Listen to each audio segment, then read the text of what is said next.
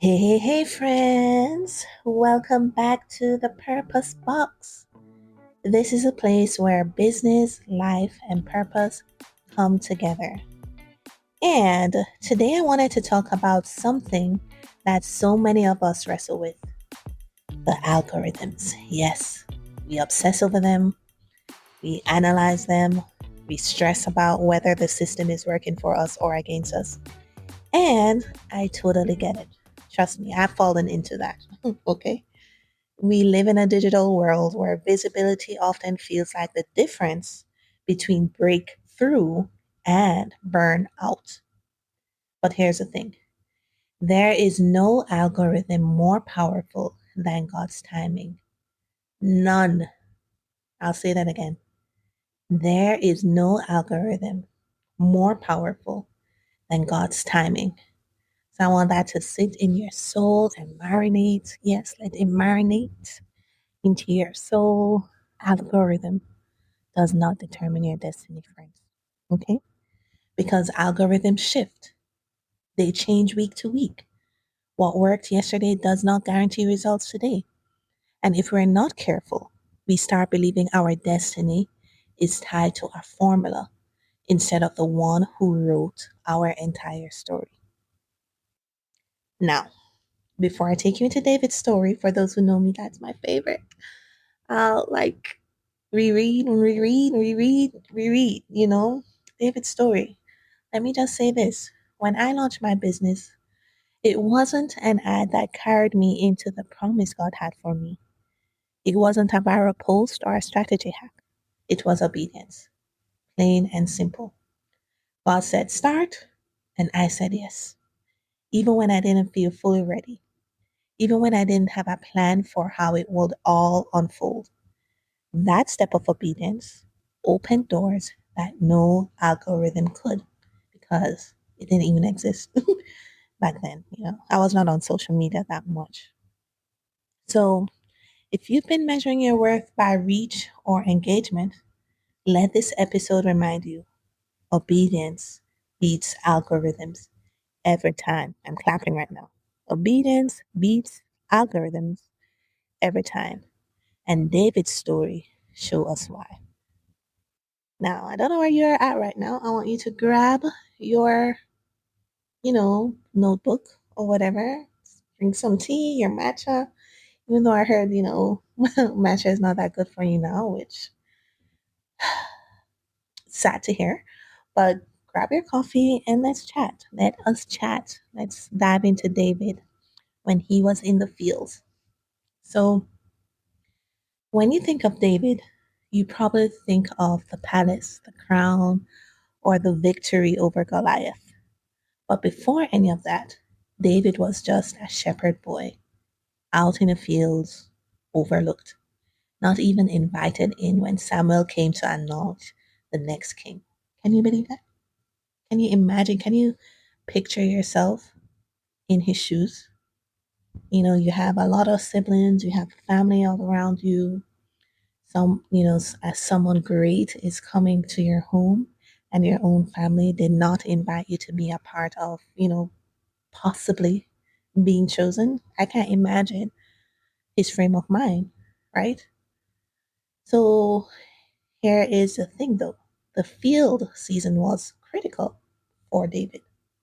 It was here where God trained him, it was where he learned responsibility, it's where he learned courage, worship, and discipline. And here's the part that gets me: David didn't despise that season. He fought lions and bears, not because anyone was watching, but because he was committed to stewarding well what was in front of him. Now, for us, that's the hidden season, right? The season when maybe no one is clapping for you. Your business feels small, the algorithm seems like it's working against you. But God is watching how you handle this season. And the way you steward the field work will prepare you for the palace moments later. And so, can I just say this? Sometimes God lets a hidden season stretch longer than we'd like it to because it's not about visibility. It's about shaping our character. Yes, I know shaping don't feel good. I'm being shaped right now. It don't always feel good. But that hidden season may feel like a delay, but it is really preparation. All right. And so let's continue. Here's what's fascinating about David.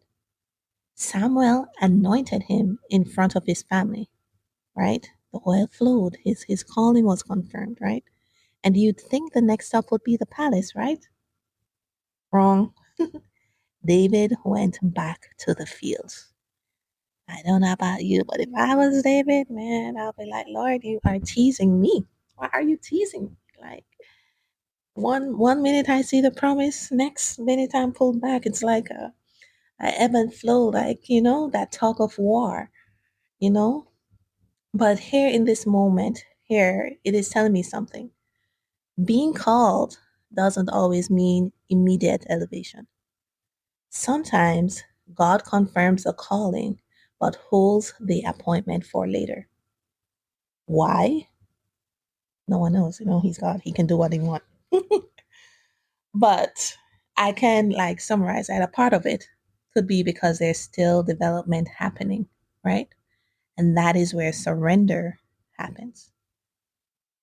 Now, some of you listening know exactly what I mean.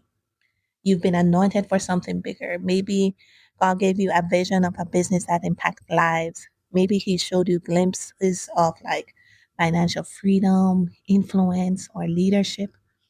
But right now, you're still in a season that feels ordinary. Those ordinary seasons? Yeah. Maybe you're still working a job you don't love. Maybe your business is moving slower than you hoped. And then we do have this temptation to ask God, if you've already said it, why hasn't it happened yet? Answer can be anything, right? Or maybe it could be something as simple as this, which is timing. Yes, that time factor. Ooh, we don't like the wait.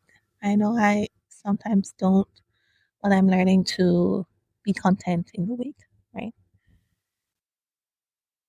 Sometimes, right? You're anointed, but not appointed yet.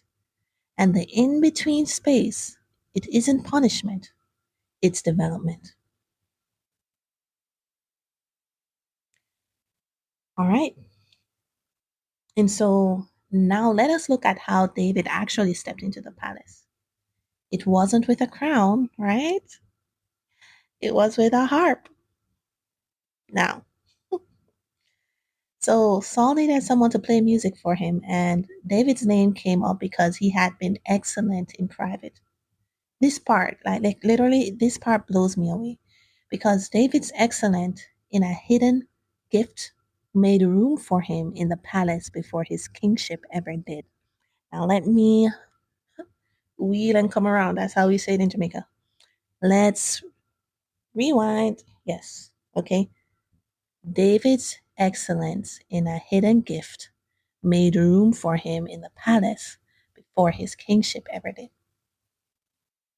Now, some of us have some gifts that we're just not utilizing, not knowing that our gifts, maybe some of the gifts that we've been keeping hidden, those gifts may be the entry point into the palace, but we've been neglecting it. Yes, some of us may be neglecting it. Now is a good time to revisit. Lord, are there some gifts that I have not been using because of it didn't look to me like what I envisioned, and revisit, you know? That's okay. To pause, assess, and try again, right? And so, what this space taught me is that that's a principle we can apply right now. Excellence open doors, algorithm can't, right? God will put your name in the mouth of the right people when you've been faithful with what's in your hands. What's in your hands, friends? So maybe today you feel like your audience is small or your reach is limited. Keep showing up with excellence. Serve your clients with everything you've got. Refine your skills. Treat your hidden season like training. because God will use it to position you in places you could not reach on your own. This is why it matters how you treat little things. The 5 clients you serve now, their preparation for the 50 God wants to send later. The podcast episodes I get 30 downloads, it's preparing you to speak to thousands. Don't discount it, okay? God didn't pay the price for you to discount your gifts, your talents, and His plan for your life. Yeah, don't throw it away so cheaply. It's priceless. Priceless, okay? Yeah. And so let's continue. So David had multiple chances to kill Saul and take the throne early. His men even told him, "This is your chance. Take it, David." But he refused. He knew that forcing God's promises wasn't the same as receiving God's timing. And that's something we need to hear today. Just because you can does not mean you should. Not every open door is God's door. Not every opportunity is His opportunity. And moving ahead of His timing can create chaos you were never meant to deal with, right? So I've lived that tension. Yeah, when I launched my business, there were moments I wanted to force the growth. Yeah, I can admit that. I thought maybe if I ran ads before I was ready or hustled myself into the ground, which if you have not listened to that episode on, how I almost quit my business, that was with the hustle thing, you know. But over and over, God reminded me it's obedience that sustains you, not shortcuts. And every time I trusted His timing, He opened doors I couldn't have opened on my own. Shortcuts might give you something now, but it won't be the thing God promised. David knew that, and we have to know it too. And so it wouldn't be me if I did not give y'all some practical takeaways, okay? So what are some things we can do with all of this? How do we apply David's story to business and life today? Number 1, steward your season well. Don't despise a field. It builds your character. 2, live surrendered. If you're anointed but not appointed yet, trust that timing matters. 3, be excellent. Treat small opportunities with big commitment. 4, trust His elevation. When God says it's time, nothing, no algorithm, no competitor, no missed opportunity can stop it. And so let me leave you with this. Friends, stop obsessing over the algorithm. Yes, I'm speaking to myself too. Stop comparing yourself to people who seem further along.